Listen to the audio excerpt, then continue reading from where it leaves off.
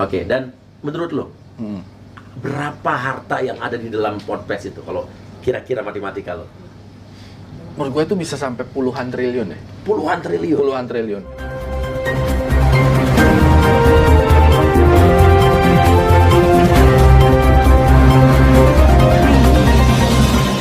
Tapi ditunggu-tunggu pada saat itu, ya tataran cuman obrolan warung kopi aja setiap di mana-mana tuh cuman, Pak jangan deket-deket sama Al Zaitun nanti ini.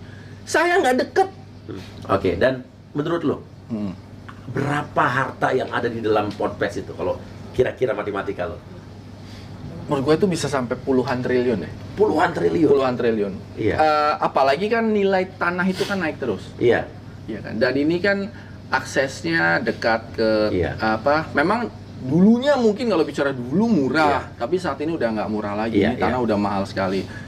Gue sempat bertanya sih, ini pertanyaan di kepala kan bahwa walaupun kita punya 1.000 santri atau 2.000 santri, let's say 3.000 santri, ketika dapat dana BOS misalnya itu kan hak ya, hak rakyat. Jadi mungkin tadi benar Pak Menteri bilang bahwa negara bukan ngasih ke pesantrennya, berapa miliar ya bukan, ngasihnya ke anaknya. Bahkan anak-anak yang bukan di pesantren pun di sekolah biasa juga dapat BOS juga. Nah maksud gua bahwa uang itu kok bisa segitu banyak tuh dari mana? Pertanyaannya kan itu, dari mana? Dan misalnya satu anak tuh menyumbang 5 juta, 5 juta atau 10 juta, kan dipakai juga buat kehidupan sehari-hari di situ. Tapi ketika growing terus itu bisnis, misalnya bisnis pertanian, segitu mahalkah berasnya dijual sampai bisa beli itu? Sebenarnya gue sempat nanya sama saya secara informal gitu, saya banyak banget sih uangnya, saya pengen dong jadi Tapi saya bilang, apa katanya? Dia bilang ya sudah jadi pengusaha, kan saya punya usaha ini gitu. Ya hitungan gue sih kayak kalau usaha itu sampai setriliun-triliun kan gitu. Mas gue di sisi itu. Nah kemarin ternyata terlihat ada 200 berapa rekening. 200 berapa rekening. Ini gue nanti kesannya jadi kayak semacam kayak memojokkan. Gue hanya membaca apa yang gue lihat di berita. Dan ini fakta kan. Bahkan PPATK akan ada membekukan beberapa. Nah pertanyaannya kan bahwa sekarang rekening ente dibekuin nggak sama PPATK? Ya nggak, karena kan jelas pendapatnya bisa dapat dari TV, dapat apa. Nah ketika dibekukan berarti kan ada indikasi. Kan nggak boleh PPATK tiba-tiba membekukan sepihak tanpa indikasi. Itu namanya perbuatan diktatorial sekali gitu loh. Pemerintah gitu. Lu kaya buat enggak, kan mesti dilihat ini uangnya dari mana. Nah kenapa ada pembekuan, berarti ada sesuatu, ada indikasi. Nah itu yang membuat berarti nyambung sama kepala gue pada saat itu karena kalau gue hitung-hitung jual beras jual apa kok nggak mungkin sampai segininya. Gue bakal sampai nanya, Syahidi masjid segede ini gitu. Jadi siapa donaturnya, siapa yang aliran dananya dari mana dan kemana gitu kan? Jadi saya lihat sih cuman sawah-sawah, nanam-nanam. Memang sawah yang organik ya lebih mahal daripada sawah biasa. Tapi nggak segitunya. Dilalahnya hari kemarin gue tuh baca, ada ya rekening sekian 280 rekening, hampir 300 rekening atas nama beliau juga yang membuat PPATK sampai membekukan. Nah, ini berarti kita sama-sama tunggu nih. Karena gue juga penasaran. Betul, apa hasilnya? Kan itu. Uangnya dari mana dan uang siapa itu. Gitu. Dan gue juga senang ketika pada saat itu Panji itu bikin kapal-kapal walaupun nanti siapapun pemiliknya, tapi kan posisinya di situ, galengannya semuanya di semua situ. pasti akan ada impact-nya sama perekonomian. Warung-warungnya pun akan jalan orang Indramayu juga. Jadi gua pikir siapapun nanti ini kalau gua kan ada gajah sama gajah berantem, ya tetapnya kan di situ juga tuh. Asetnya kan gitu. Asetnya kan nggak kemana-mana ya.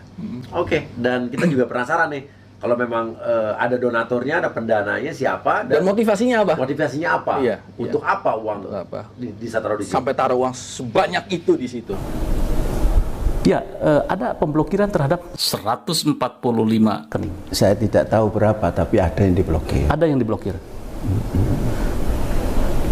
Berapa triliun itu uangnya, saya?